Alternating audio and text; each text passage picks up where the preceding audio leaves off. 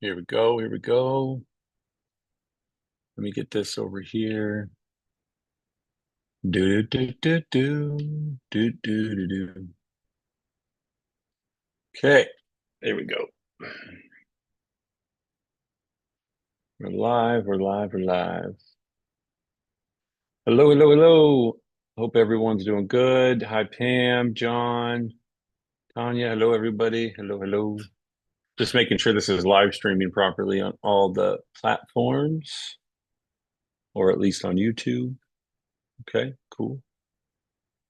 There we go. Welcome, welcome, welcome. I'm going to give it a few minutes to let everyone kind of join and get started here as soon as everyone's all on board. I hope you guys are having a great day. I think there is a Q&A chat thing you can do if you have any questions or anything specific you want to ask. I'll go through a bunch of different cool, fun information.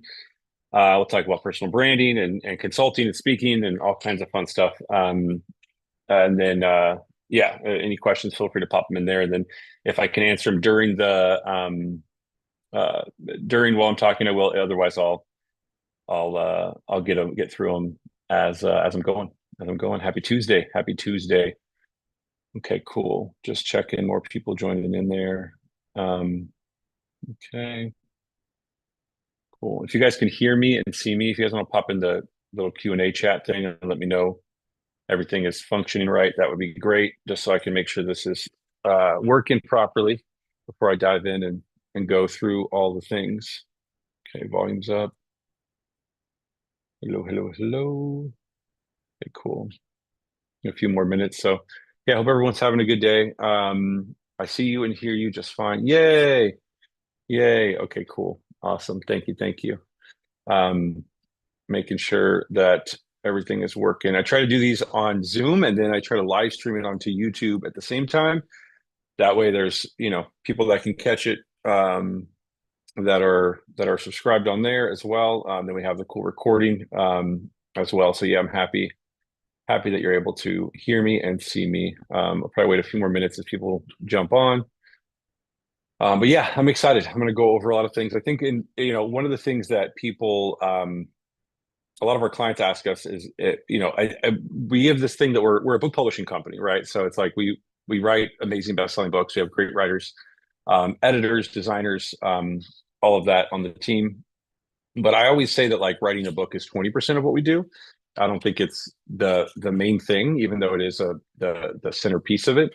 Um, the rest of it is everything else, right? It's how you leverage the book as an asset to launch into a speaking career, to launch into doing a TED Talk, or become a consultant, or raise your prices, or create a membership site. And one of the webinars I went on, or that I did about a month ago, was on the 9 different revenue streams of being a best-selling author. So I'll touch on some of those today. I think the speaking, consulting, all of that. I want to revisit with you guys, and then I'm going to share too. Like some of the sites you can use to build those speaker profiles, how to actually create, that presence online and build that personal brand. Because I think that's what it really comes down to. If you have to boil it all down into one thing, like what is the one thing that really that you get out of being a best-selling author? And it's really leveraging a personal brand, right? That can add value to your business, that can add value to anything that you do, anything you teach, anything that you share, educate on, courses, membership sites, any online presence, brand deals, licensing, all of that is amplified from having a best-selling book and being a best-selling author. So yeah, a few more people are joining in. Feel free to let me know in the chat if you can hear me and see me. Everything's working good. Yeah, hello, hello. I see some familiar names in there. People I've had calls with, some people from our team, some people that are clients. Hello, hello, hello. I'm excited. Happy holidays as well. We have our team. I saw Anthony join. We have our team holiday virtual holiday party this Friday. So I'm very excited uh, to uh, to have that party on Friday. It's going to be exciting. It's going to be exciting. Thank you, Anthony, for putting that together. Okay, so yeah, we're about 5 minutes in. I'll start and go through some things. Again, there is a Q&A like chat. If you guys have any questions while I'm diving in, feel free to ask away. And then if I can answer right at that moment, I will. Otherwise, I'll jump to it as I'm kind of going through. So, on the I'll pull it up real quick, but on like the Zoom registration, one of the things that I talked about for this webinar is, um, how to craft the story of you, and I think that ties into the personal brand. So, when it comes to, and this will lead into the speaking and consulting and everything else. And so, one of the first things I think people have to wrap their minds around when it comes to building the personal brand, and also when it ties directly into having a best-selling book, is what is the story of you. I think oftentimes people come to us and they have like five different ideas for a book, right? And it's like, well, should I do it for this company or this offer or this or whatever? And it's like, well, no, it's about you.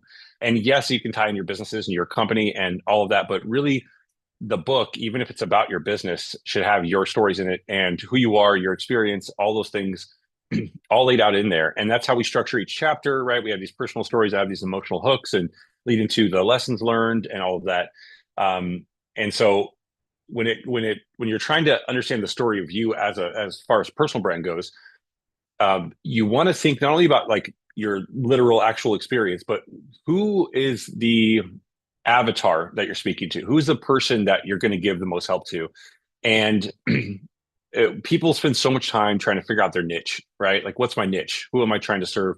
A lot of times with a personal brand, it's the person who is behind you, like the younger or earlier version of you, the less experienced version of you. And that doesn't necessarily mean younger as far as like actual age. It can be just inexperienced or less experienced than you.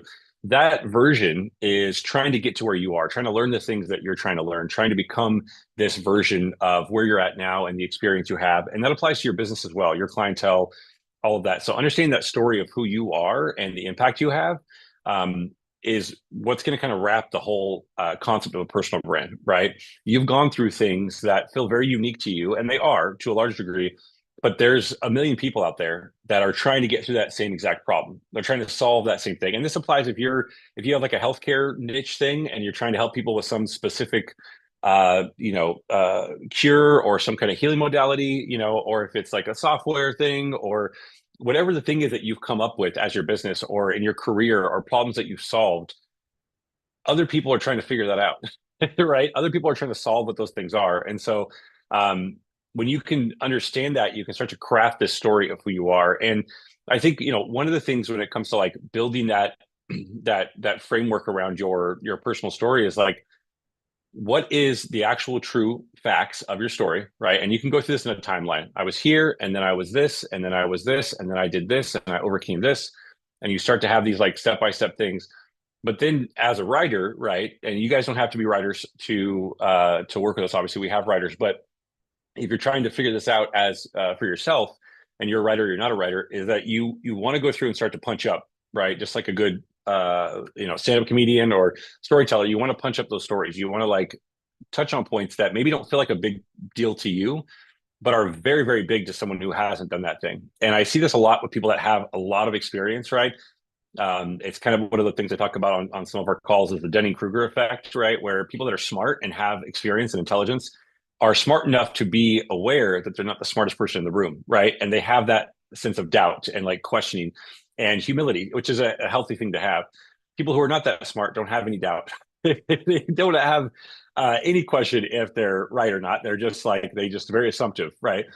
And that is a butchered version of what the Dunning-Kruger effect is, right? And so when it comes to people like yourself who are smart, who have intelligence, who have experience, you're going to doubt that the story of transformation, the thing that you went through, is impactful enough, right? Like one of the things people always say is like, who am I to write a book? Who's going to read my book? Who would ever want to, care to hear my story? And then those are usually people that like need to write a book, that need to have a story, right? Need to tell their story, because to them it was just like another day. It was another Tuesday, and they conquered something and they went through some huge transformation and they made some change in life that helped themselves or family or friends or a million people. One of our clients, I won't say the specific thing because obviously we have NDAs, but there's a certain disease out there that one of our clients was one of the people, him and one other person helped cure that disease or find a solution to it, like a medicine that can actually cure it or keep it at bay for a long enough period of time, that someone in my family was able to utilize. And I didn't know this until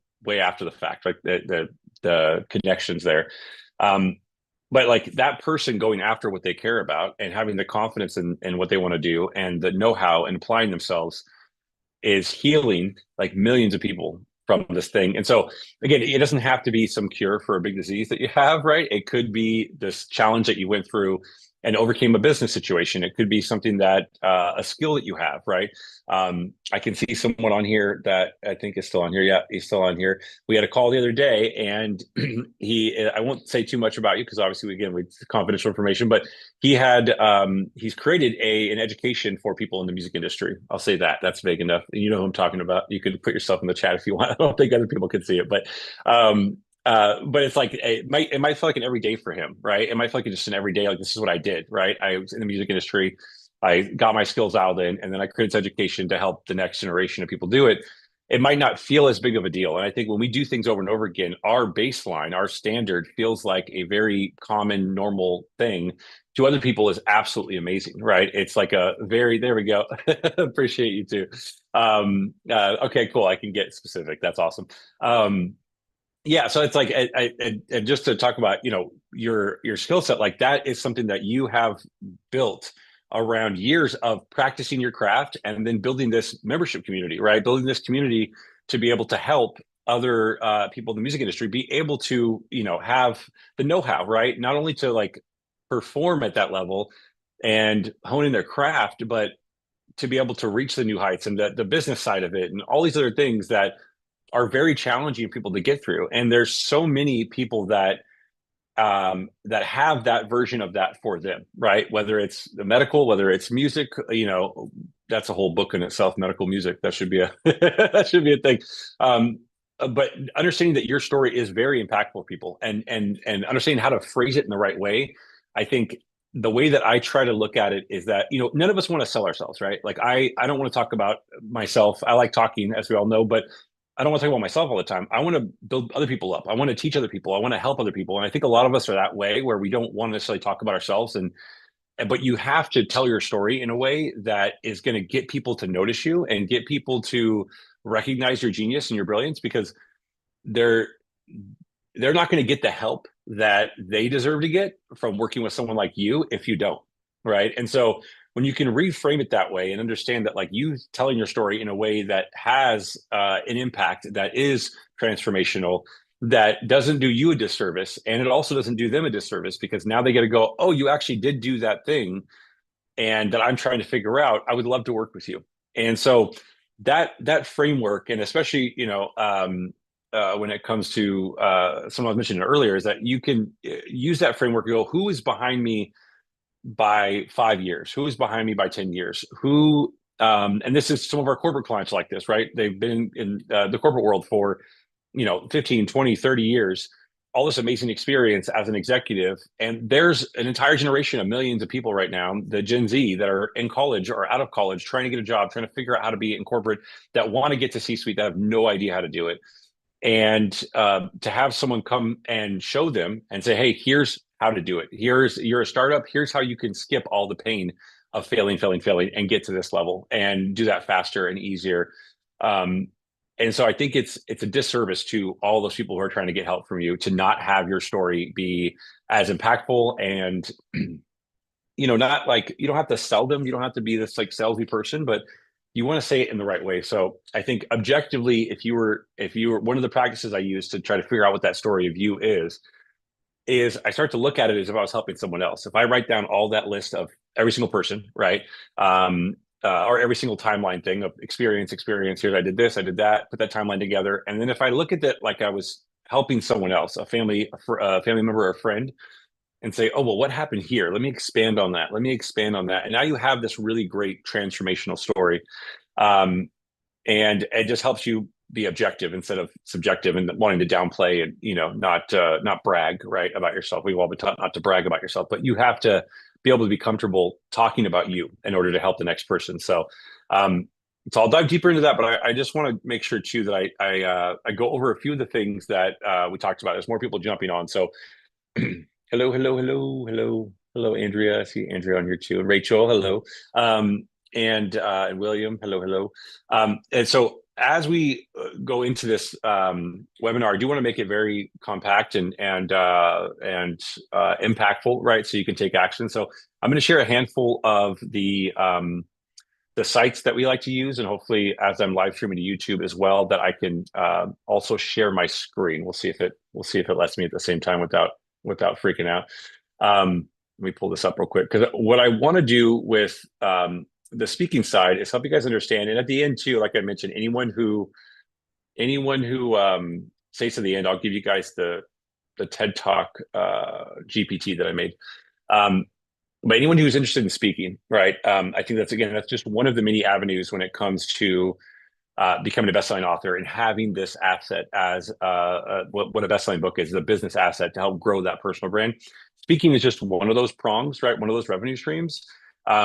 But even if you're working with us right now, or you're not working with us yet, or you have a book or you don't have a book, you can start putting these together right now. Like start putting together that list of your speaker profiles and getting your speaker reel and getting these things put together. So by the time that your book launches, or you work with us, or even while it's writing, you can have this stuff in motion. So like one of the things we tell our clients and we show our clients is the entire client portal in the back office that has all of these different websites, and how to create the profiles, how to create your speaker page on your website, your speaker reel, and how to do your talk titles, all of that. And so one of those is Speaker Hub.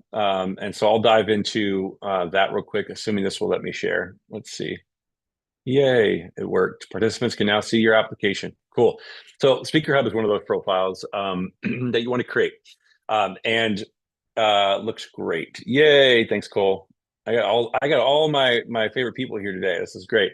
So Speaker Hub is one of those profiles that you want to create, right? You want to be able to build a profile in here. And again, it doesn't mean that you need to go pay for the subscription yet. You don't need to necessarily like do a bunch of outreach. You don't have to do any of that right now, like today, but at least create your profile. And there's many others like this as well. Like Event Raptor is another one. Podcast Guest is another one. These are all places that you can start to put yourself on there.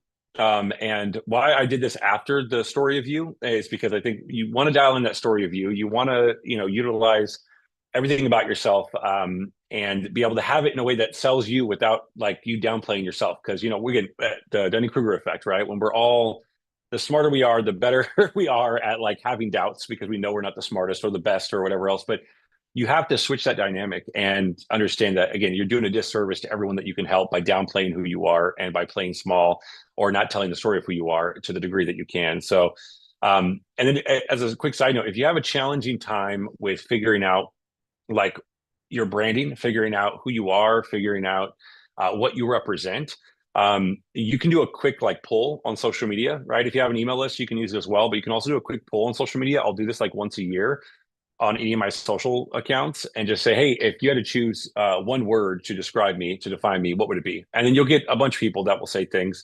I know one year mine was courageous, courage and courageous were a huge one, which I don't know if that's a good thing or a bad thing, but it worked. I got to see a bunch of different feedback, or like, what are three things that come to mind when you think of me, right? You can start to kind of like get this information from people that are following you, people that are engaging with you, people on your email list or social media accounts. Doesn't mean that you have to run with it. Courageous is a good thing. Thanks, Rachel. Thank you. God bless you. God bless you.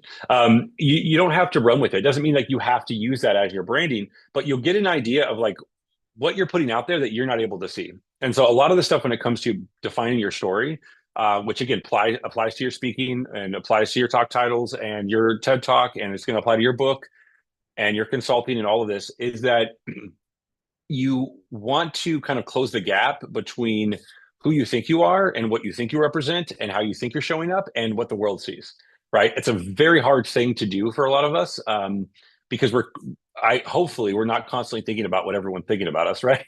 And usually when we're in that space, we're not thinking, oh, they love us, everyone loves us, or we're worried about this, or we're not thinking of the branding of it, right? We're thinking of some other thing. So when you start to kind of pull everyone that and just say, what's one word or what's three words or whatever else that you think of when you think about me, you'll start to get this feedback, and you can use that feedback to go, okay, this is how everyone sees me. Do I like that? Is that good? Does that match the brand that I want to have? the personal brand, right? The things that I'm putting out there, or is it a little bit off? Is it something that doesn't really match how I'm trying to show up, and I just wasn't aware that that's how I was showing up? And now you can start to modify a little bit, right? And start to define further who it is you are, what you want to represent. And again, when it comes to a personal brand, when it comes to giving a transformation, you really can hone in knowing who you were 5 years ago, 10 years ago, what you knew then versus what you know now. Everyone is, even 5 minutes ago, right? There's someone that's right behind where you are that wants to get to where you are. And you have the ability to teach them that thing and show them that thing and be an example of that thing or an inspiration of that thing. And that's your niche, right? You are your own niche when it comes to a personal brand. And so you can really start to hone that in and show them and share with them who you are, how you got there, and then that just gives them the motivation to not only want to work with you, but maybe come see you speak, maybe follow you somewhere, join your email list, buy the thing from you, invest with you, whatever it is. So, anyways, back to Speaker Hub. So, when you are understanding that story about yourself and you're defining it, that is where now you can start to go, okay, let me move over to creating my speaker profile. So Speaker Hub is one of them. Like I mentioned, the other one is like Event Raptor, and I'll share these in a list too. All of our clients get these in our client portal. Podcast guests, like all of that. Well, we internally, as part of like our packages, book you on 6 guaranteed podcasts, right? As a separate done for you service. So not separate, it's included in the service, right? It's 6 guaranteed podcasts with our PR team. We also share all of these sites, right? So you don't have to just go on the 6 that we book you on. You can start booking podcasts or speaking from stages right away, right? You don't have to wait, and you can sign with us and then put these together and then start going to town on getting speaking opportunities, right? And these sites aren't just like random sites that I create a list of. This is what I use. This is what my speaker agent uses when he books stuff for me. This is what any like friends I know that are in like the done for you speaking or coaching for speakers. This is exactly what they use as well, right? They just will go in and create these little profiles for you and then start sending out requests. So yeah, hop on there. So I'm gonna stop sharing real quick and then I'm gonna reshare it. But I want to pull up one of the things that I promised you guys at the end, and I will share this. And again, if you guys have any questions, I am like a fire hose with information, which is sometimes a good thing, sometimes a bad thing. But feel free to stop me or ask a question in the chat anytime. What I'm going to pull up real quick is, let me go back here. I'm going to pull up the TED Talk. Where's it at here? TED Talk and Keynote Speech Creator. So even though I am going to share this with you guys, I do want to make sure that I go over this a bit too. So this is something I built for our clients, and I will share this again at the very end. But I think this is really relevant to kind of review a bit while we're talking about speaker profiles, right? So ideally, you're going to use this to not only craft the TED Talk, but create talk titles, right? Create a keynote speech. Now, different TED Talk ideas, and then also a full outline. TED Talks obviously have to be somewhere between, under 18 minutes. Usually that like 12 to 15 minute range is the best. And so you'll get a script in here. And then again, if it's like exactly who you want it, who you are, and it represents you and it has your message, like great. If it's a first go, that's great. If it's not, right, come back to these 5 talk title ideas or 5 TED Talk ideas, because it's only going to be like any technology is as good as the person using it. And so you want to make sure that you're able to hone in these different talk titles, hone in what you represent. And if you're like, I don't even know what to talk about, right? I don't know why would people want to hear about me? There are people getting paid like $25,000 to talk about sometimes absolute nonsense on stages, right? In colleges, in corporate offices, in government buildings, right? And obviously not everyone. There's a lot of great speakers out there, but there are people that are getting paid to talk about things that have no relevance to most people, right? Or they're just very niche. Let's say it that way instead of insulting. Let's say it's a very niche audience, right? That like the mass majority of people are not going to understand or not going to hear, not going to want to talk about. But the point of why I'm saying that is that there's a niche for every single topic. Like as unique as people feel, and again, I don't want to make people feel like they're not unique either, but like as unique as you might feel, there's 1 million or 2 million or 3 million people at least that are exactly who you were 5 minutes ago, or 5 years ago, or 10 years ago, or 20 years ago, that want to get to where you are now. And you can be that person, that bridge to help them get there through speaking, through consulting, through the book, et cetera. So play around with the ideas and try to figure out, okay, what is it that based on the social media poll and the email and people asking, like, what do I represent to them? What's the word that comes to mind? Okay, what is my transformation, that story that I wrote about myself? What are the key points, the things I overcame? And then let me try to put that in here and ask, this GPT if it can come up with some different talk ideas. Um, and then let me see here. I got a quick question. So if you do reach out to people to speak, for example, submit to TED Talk and are rejected, is it okay to ask why our application got rejected and how do you pivot from there? Yeah, that's actually a great question. So just to reiterate, if you reach out to people to speak, or submit a TED Talk, and you get rejected for either one of those, the question is it okay to ask why our application got rejected, and then how do you pivot from there? That's an absolutely brilliant question.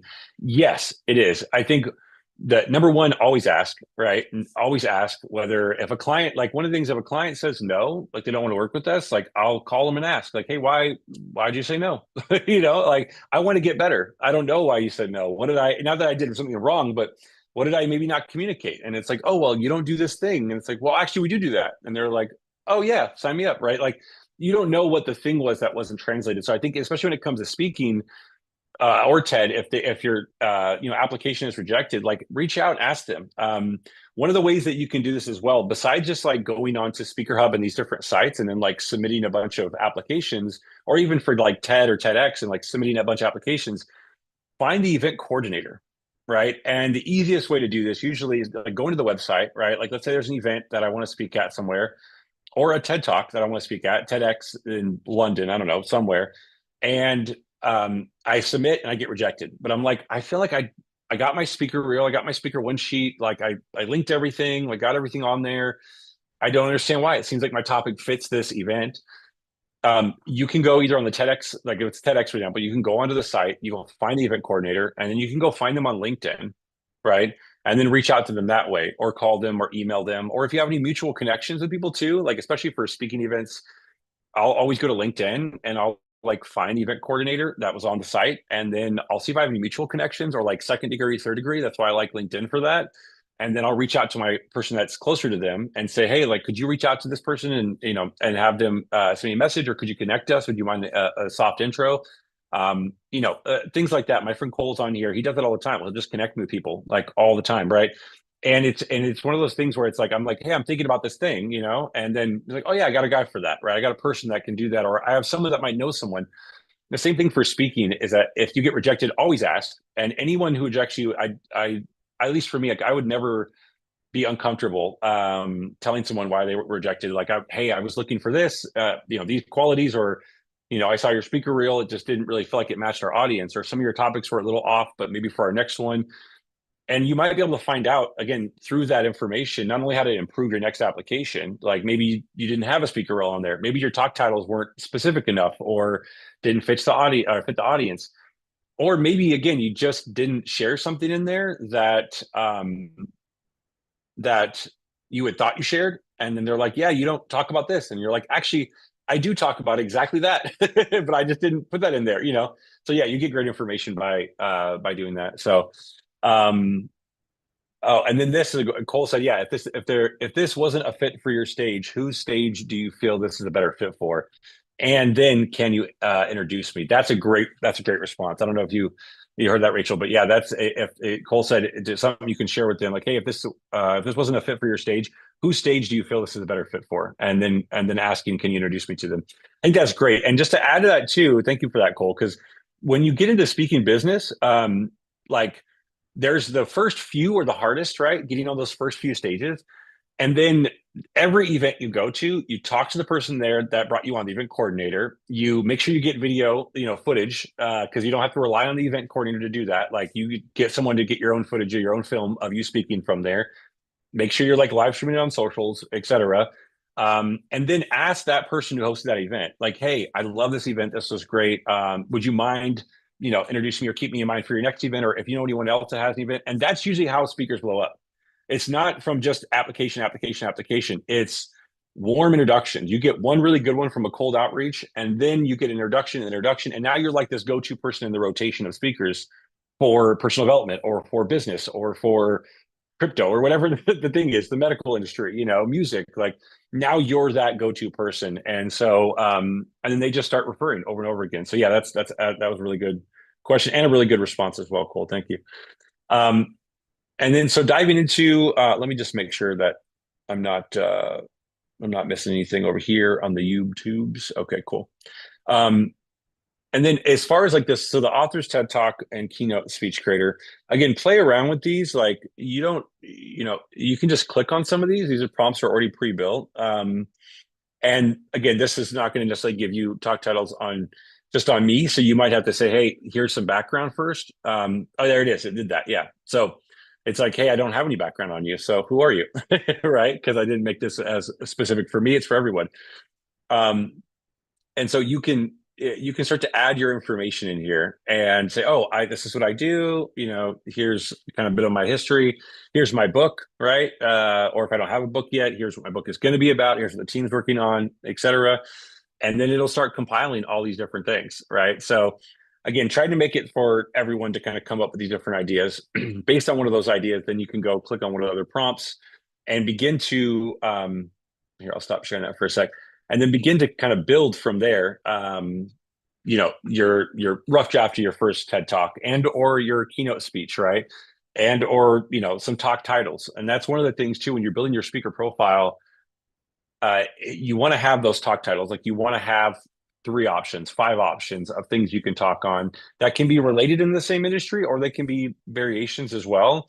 And then you want to create that speaker reel. And so one of the things that we share with our clients, and I'm happy to share with you guys if you want to, is like you can just have a video editor clip together like 10 different podcast interviews, or if you have any clips from the stage.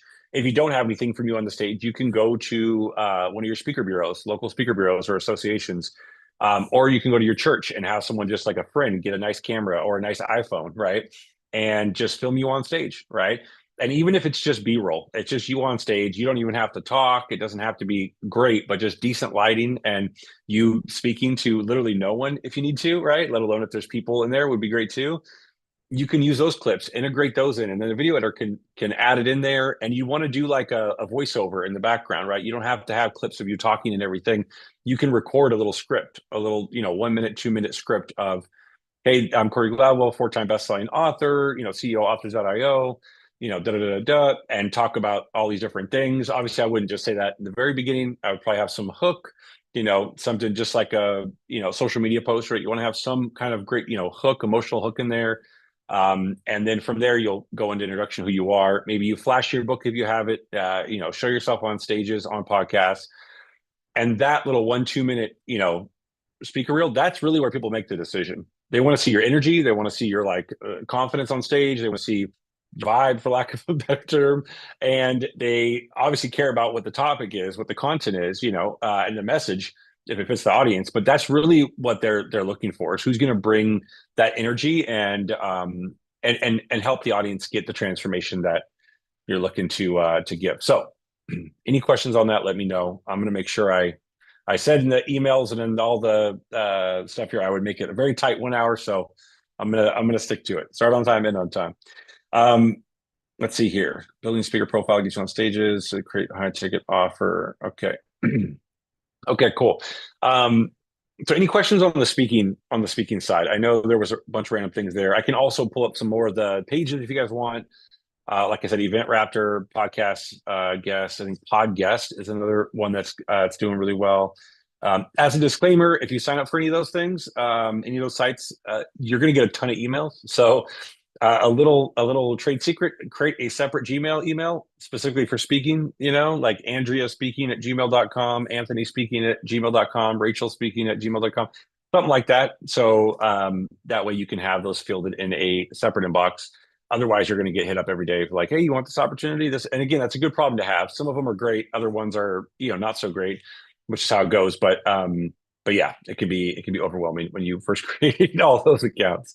So yeah, if there's no other questions on that, I do want to dive into consulting, and then I'm going to talk a little bit more about again the story, speaking, where that goes, and the book, how to outline and kind of craft the book message as well. But feel free to jump in if any questions on speaking come up. As a quick side note, we are looking to do an event. Corey's over there. Other Corey Fraden is over there. That's what I was looking at. But we're looking to do an event. I think maybe in February. We'll let you guys know. In-person event, live event. And so we'll share some more details as a quick side note. So we will have some people coming out to speak. We will be doing some content for people. A couple cool things. You can get some podcast interviews in. You can get some content, some speaking content. Just some things to kind of round out a lot of the things we already do here, and building those assets for everybody. So be on the lookout for that. I'll share more. Rachel said, not sure if this was answered earlier because I jumped on late, but if you are just starting out, do you recommend charging for free at first until you get a few done? So great question. Yeah. When it comes to speaking, yes. I wouldn't start with, hey, I'll do this for free. Never start that as the conversation. But if you get the chance to speak at, there's huge events, there's big events, so not even huge, but big events that have your people in that audience. And I know people that charge $25,000, $30,000 to speak on stages that will speak for free because it's that audience, right? Now, if they will do it, then that means any of us could or should. But especially when you have no experience speaking, right? When you have no experience speaking, and this is the lead perfectly into the consulting topic as well. When you have no experience speaking, you need to get experience. And so you can do all those kind of things, like I was saying, to create the speaker reel, where you go on church stage, or you go to your local association or speaker bureau or whatever else.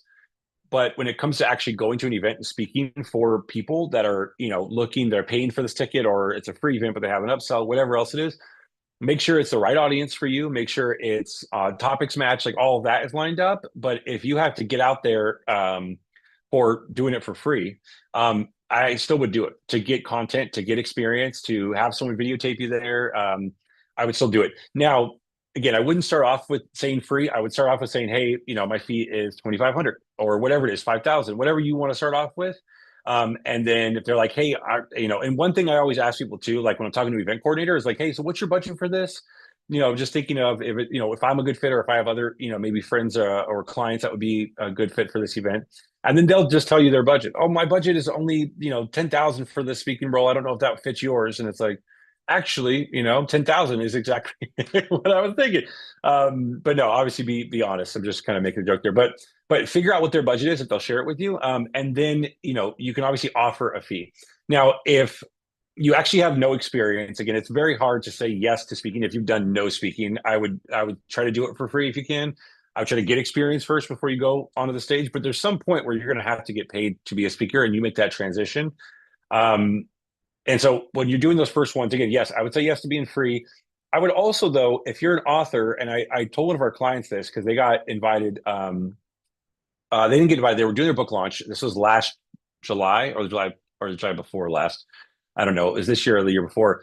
Their book was scheduled to launch in July. And so we did all their big launch, and they were like, hey, there's this event. I would love to speak at it. And they couldn't get, they didn't have any experience being a speaker. The people at the event were like, hey, we don't have the funds to actually pay you, but we'd love to have you speak. And so how I explained it to him, and this is something you can do too, especially if you have a book, is like, hey, can I get, my, can you buy, 100 copies, 500 copies of my book, right? And if they say yes, cool. Now you just sold that many copies of your book, and then they could put them on every single seat or under every single seat in the event space, and wherever you're speaking. If they're like, hey, we can't afford to even do that, which I doubt they can, but if they say that as well, then, hey, do you mind if I bring X amount of copies of my book and hand them out there? Now, I wouldn't suggest trying to sell your book there. People have tried. I think it's a much better move, especially personal branding move and business move, to bring 100 copies of the book and hand it out, sign them, hand them out to everybody, get as much exposure as you can. And then put little, what are those things called? What's the thing? I always fold my pages in my books. Bookmark. Thank you. You can get little custom bookmarks made too, with your website, your socials, picture you, whatever else, right? You can really, find a way to brand it and get the most ROI. I know for me, when I go to events and I do some speaking at an event, whether it's paid or free, I network at all the events afterwards. We do dinners, do whatever, and I end up bringing in, an extra 70, $100,000 to the business just from speaking, from talking, from hanging out, irregardless of the actual speaker fees. So I think that's really the big part is like, just being there, showing up, showing the authority, your presence, all of that really does help. So I think that leads into the consulting. So diving into consulting, again, any questions, feel free to jump in the chat. Let me know, you guys. That was a great question, Rachel. Thank you for asking. When it comes to consulting, very similar to what you said, Rachel, you're definitely welcome. You're definitely welcome.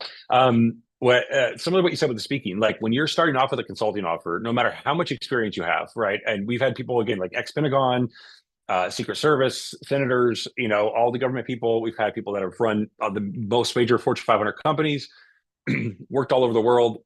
I tell them the same thing, is that start with a founders, group or beta testers, right? Like have this small group that you're going to pull in and build case studies from. And so you can charge them free or, very minimal, like 10% of whatever you're actually planning on charging. And again, make sure they're curated people too. Don't just like grab whoever wants to do it, because that doesn't always work either. These people have to not only want to get the transformation that you have, but be a good fit for the audience that you're trying to help get the transformation.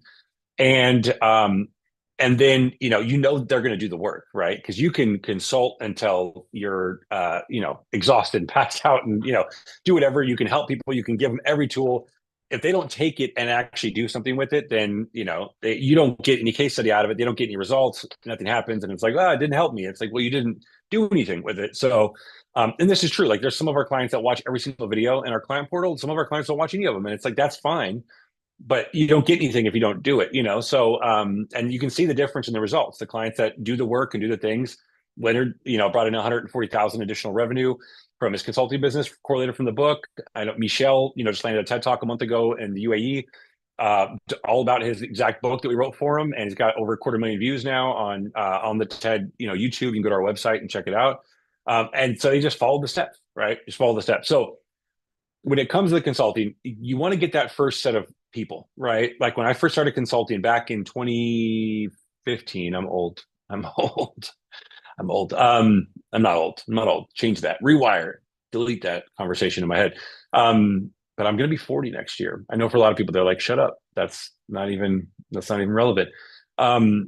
Anyway, so 10 years ago, when I first started consulting, I got to get back on track. 10 years ago, Cole, I need one of your drinks. I left them at the house. I need one of your drinks. I should have brought one to the office today. That would have been perfect. But anyways, I when I started consulting 10 years ago, I got a small group, right? Like it was a small group of us, and I said, hey, this is what I can do. This is how I do it. And I would love to get, a few people to test this out, make sure I get them the results, go through the whole process with them. And then all I want in exchange is testimonial video. I want you to talk about how great I am.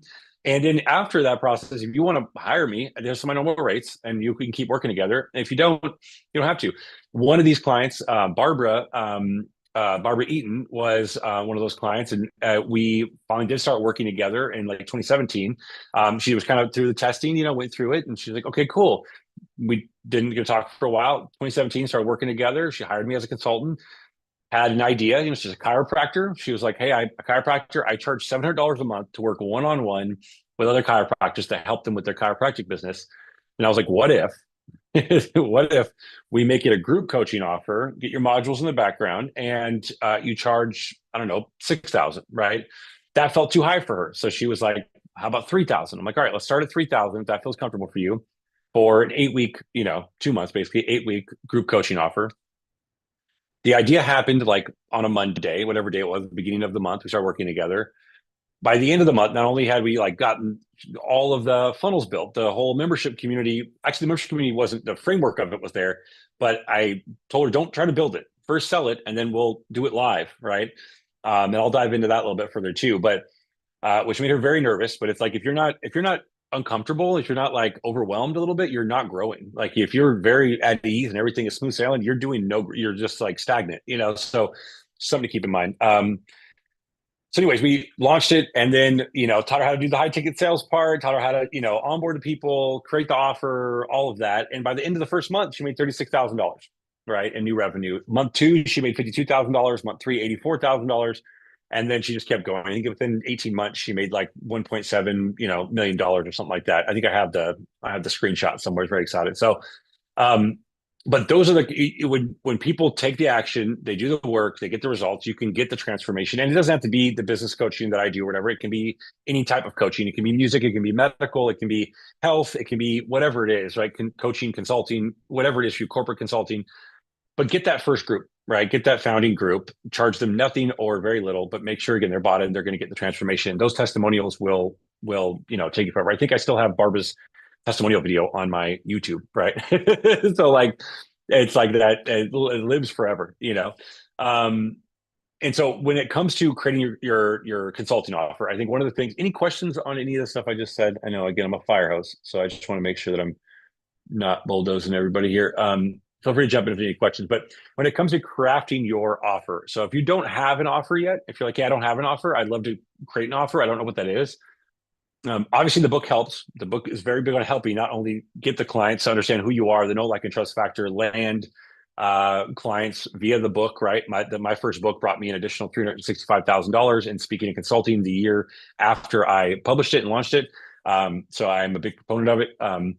And but when it comes to crafting your offer and creating it, like figuring out again, same thing with the speaking journey, same thing with the transformation, the story of you, who is behind you and in your path, in your niche, in your industry, in your whatever that you can speak to, that you can help with. And so and then dialing that in, in our back office, we have a customer avatar worksheet, which we go over a lot of this stuff, right? But understanding like what keeps them up at night, right? When they go to bed and they just can't sleep and they're like in so much fear and whatever else, or they're just so excited, right? Like I would love this dream life over here, or I really am afraid of this fear over here. Knowing what that is for your clients and understanding the gap between where they are and the fear and where they are and the dream they have, that gap is where the transformation happens. That's where the sale happens. That's where everything happens. And so if you have a path to have gotten from where they are to where you are to where they want to get to, and you can lay that out for them, right? That's your consulting offer, right? That's your transformative consulting offer. Again, it can be corporate, it can be helping startups, it can be helping founders or small businesses, medium-sized businesses. It could be, it could be helping again, people in the music industry, right? I know like you have a membership community. So building up that membership community to, get that transformation and having new people come in each month. And what else, other value can you give to these people to be able to get them from where they are to where they need to be? And then understanding too, like what part of them do they have to change, right? Like you can give them all the tools. They can do nothing with it. You can hand them $1 million or hand them a million leads or a million, whatever it is, a million bookings or whatever their, speaking gigs, whatever the thing is they think they want or they say they want, and they can do nothing with it. And so the other aspect of it is like how do you kind of break and rebuild their thought process, their mindset to help them be able to receive the thing that you're trying to give them, help them see that it's possible, help them believe that they can achieve that thing, and then actually give them the steps to get to that, that next stage.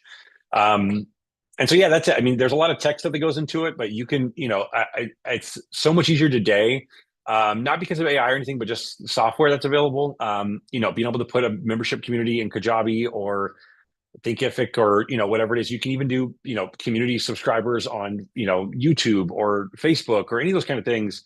They all have their pros and cons. They all have their ability to help you not only take payments, but have trainings, have modules, have a community aspect to help your clients. If it's not one-on-one, if you're doing one-on-one, that's a different thing. But if you're doing community aspect, right, you can use any of these softwares to do that. And if you want to use chat to be able to kind of frame out like, hey, what is that step-by-step thing? And all of that, you definitely can.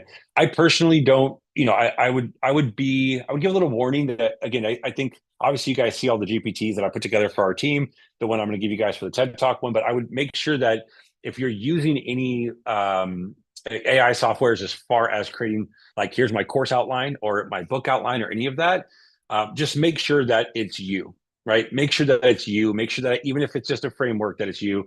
Because I do believe that getting that authentic voice and not having it be AI slop, I think is very important. Again, even if it's a framework, even if it's an outline, there's just something to the magic of having humans create the art that I would probably die on this hill. So I'm gonna keep trying to push it. Humans. So anyway, so that's high ticket consulting. But you can move forward with these things right away. Like, and I think if any of you on here are like, hey, I want to do a membership community, I want to do a high ticket offer, consulting offer. I want to do a group coaching offer, whatever it is, and but I'm nervous, I'm scared, I'm whatever. I challenge you to post today on your socials, right? Once you know your offer, right? Even if, I mean, you still know your offer. I was gonna say even if you don't, but you got to know what your offer is. But post on socials. Say, hey, I'm thinking about doing this thing. I would love 5 people to join me as like beta testers. All I ask is for a case study when we get through with it. Here's the problem I'm solving. Here's the transformation that I expect you to get. Here's how long it takes. It's time bound, so they know there's a start and an end. Here's what's required of you. Your time investment and whatever monetary investment, if not zero, right? Or very minimal, if anything. And then yeah, get some results. Just go do it. And I'll just say this because I don't see big questions coming in. Is that I think one of the big things that when I think about like all the times I want to go live on Facebook, or I want to go live on YouTube, or I want to post something that I want to talk about, and I don't, right? Or like I want to hop on Instagram and go live, and I don't, and it's like, what is that ego part of me? Like, what is that fear part of me that's like, oh, I'm not going to say the right thing, or someone's going to judge me, or they're going to not think I'm good enough or cool enough or whatever that thing is, right? We all have, we all have whatever that is. It's different for all of us, but understanding that it's not real, that it's like a made up story. The key to all of it, it's not that people aren't. I'm sure there's some people down there that will judge or criticize, whatever. Those people are never going to give you money. Those people are never going to hire you. They're never going to buy your book or hire you to speak. Those people that are judging and that are like, I don't like this person, whatever, they were never going to work with you to begin with. It's better to like clear all those people out and have them unfollow you than to hold back and be afraid of what someone's going to say or what they're going to judge or critique. Because I think the people that are exactly, Rich said it's a reflection of them, not you. Exactly. The people that are out there that are going to criticize, and you see the comment section, right? 50% of them, like literally statistically, 50% of those people are bots. Like that's been proven. 50% of the internet is bots. They're not real. The other 50%, if they're negative, like they're who cares, right? And it's not they're not going to do anything to improve your life, your business, your family, your anything, right? So drown out the noise and just try to stay away from that fear-based limiting thinking. Just go out and try it, right? And if you're doing a beta test on again, like speaking for free somewhere, or a consulting offer, and you're doing that first beta test, then it's okay if it's not perfect, because like no one's paying you. Like it's a very low barrier to entry, right? Just get out there and practice and try it, and make the offer, and try to get the transformation, and do the speaking engagement, and try to talk and try to share it and hone in your craft. One of the things that my speaker agent told me was like, if you want to get really good at being comfortable on stages, is go do stand-up comedy, right? Go do improv somewhere, right? If they'll let you just join an improv and go just talk and try to do stand-up comedy. I try to do it all the time, and not actually at a like a comedy cellar or anything. I just talk to my friends and pretend I'm doing stand-up, but try to do that to get uncomfortable. Try to do it to just get up there and like fail and fail and fail until you're not afraid to fail anymore, right? Because failure is never what it seems. Failure is just feedback, right? It's just feedback. It's just iterations, right? You get rejected, you fail, whatever else. It's just feedback to figure out how to get better and how to improve and what you want to do. And it's all just one game, one thing to test over and over again. So it's okay. So I'm going to pause right there. I know we have 7 minutes left. I do want to make sure I end on time, like I said I would. Any questions on any of the things that I've said on the consulting offer? Any tech questions on like setup, what a 5-step VSL funnel is? Facebook ads. I don't know. What is any questions anyone has? How to get leads for consulting offers? Anything like that? I don't know. You guys let me know. Let me know if there's any questions. I want to make sure I have like one other small topic I want to go over, but I want to make sure that I answer any questions while we're here. While I have a minute of me not yelling. Hey, hello. Nope. Okay.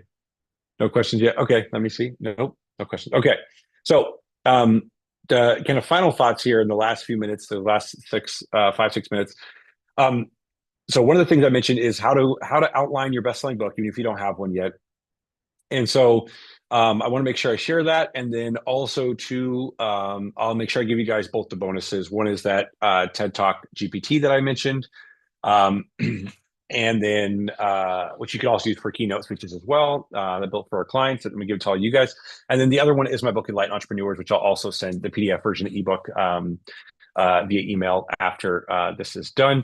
Um, and so first, for the bonuses, how do you outline your best-selling book? So if you don't have a book yet, and you want to figure out your outline, the way we do it in-house, and I mean, some of our clients are here, you do an onboarding video process when it comes to going through the onboarding. You do this, it's basically me asking questions. You answer either audio, video, or text, and then you have an onboarding call with your client success manager. And that kind of defines what are we going to create an outline for this book about? How is this book going to be an outline to give this person the best chance to have their impact and their message heard in a way that's structured in as a business asset, right? So we want to make sure it's not like a sales letter. It's not the whole thing is 200 pages of being a sales letter. But we also want to have, we're very intentional about this is going to be a business asset for this client. And so if you don't have the ability to have to work with us, to start with us, obviously figure that out first, then start working with us. But if you just absolutely can't work with us or you're not already working with us, the do the same version with yourself. Get on a Zoom call, get on a voice notes and audio, whatever else, and start talking about every single thing in your life. Do that timeline, that story of you, right? And record all of that story of everything you've gone through, everything you've done, what kind of impact you want to give everybody, making sure that you have all of that laid out and that whole story of you to punch it up, make sure it's transformational. You're actually doing yourself a good service. And then from there, like break it up. And then again, I mean, I don't know if I would use the TED Talk GPT for it, but you could try it out. Say, hey, give me an outline of what my talk could be about, what my book could be about, like all of that. And those can start to come together. And I think a good example of this, but not through the TED Talk GPT, but it is Michel, right? We wrote his best-selling book, and then his TED Talk is about his best-selling book, right? Same framework. And so you can create an outline that way in there, and at least you'd have something to go off of. Now, if you hate the outline, obviously, again, give us a call, start with us so we can actually help you create it right the right way and help you write the book and use the human artist. But that would be a quick way to be able to just define that book, get to an end goal, have a direction in there, and get something going. And then you say, will the event be in SoCal? Yes, actually. So the event we're going to do is going to be in Laguna Niguel in Orange County. We don't have the exact dates yet, but we're going to have it at one of our offices. Yeah, we'll have catering. We'll have some speakers that will be out here. And then we're going to do these breakout session workshops. One is like you can see our office here. It's kind of a little bit blurry, but not full blurry. We have a full like podcast studio in our office. And so some of our team that does podcasts, right, that do a lot of our podcast tours for our clients, all that stuff. We're going to try to get them out and have them, do some like podcast sessions in here with each individual person. This isn't something that's like in any of our packages. I've never mentioned this before. This is actually the first time. Breaking news. We've wanted to do an in-person event for a long time, and it's always been like, hey, we got to do this huge thing and make it this grandiose thing, and it's got to be, and it's like it doesn't have to be any of that. So we're like, let's just do a really amazing like VIP day, one full day, and have enough space for 50, maybe 75 people at most. I think it'll probably be closer to 50, just given the capacities here. But then we can do these workshops, right? And then maybe some specific consulting offers over here, specific speaker workshop over here, and then all in this office here we do the podcast, content, help people be able to record and get all of their stuff dialed in. And I think the benefit of doing the podcast too, besides with our team, that doing something at the event is like every hour of like 1 hour podcast is 25, 20 to 25 shorts and reels and, all kinds of text that you can take and extrapolate that our team does, and memes and long form posts, short form posts. So there's like amazing, results from that. But also the speakers here will be, giving insane value. And it's a great networking opportunity to be able to connect people from Bank of America and, the Pentagon and, all these incredible people in the music industry and the medical industry and, people from around the world that will be here. So I'm very excited about it. I will send an update about the event as well. Let me know if you need a world-class DJ to set the vibe. That's actually not a bad idea. That's not a bad idea as well. I love that. I'll definitely reach out. Okay, cool. Any other questions anyone has? Let me know. I'm gonna wrap it up. Trying to make sure I like I said, I'll start on time, end on time. Or a host or MC, Rachel said. I love it. Again, everybody ready. Um, yeah, I'm excited about it. I'll tell you guys details when we get there, but yeah, I think it's gonna be fun. So yeah, any other questions, let me know. Again, I'll in the email following this, I'll make sure I send out our, TED Talk GPT, copy of my best-selling book, Enlighten Entrepreneurs, which got like 65, $75,000 worth of like, income through impact type personal branding information. And then, and really actionable lessons in there. And then, yeah, and there should be a link to either schedule a call with myself or the team.